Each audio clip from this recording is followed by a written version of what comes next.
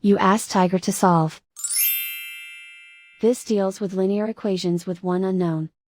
The final result is u equals 9. Let's solve it step by step. Simplify the expression. Expand the parentheses. Multiply the coefficients. Simplify the arithmetic. Group all constants on the right side of the equation. Subtract 14 from both sides. Simplify the arithmetic.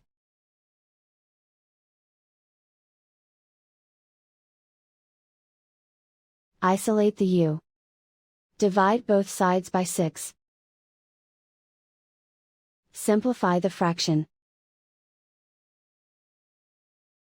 Find the greatest common factor of the numerator and denominator.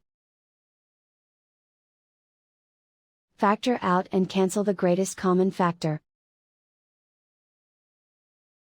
And so the final result is u equals 9.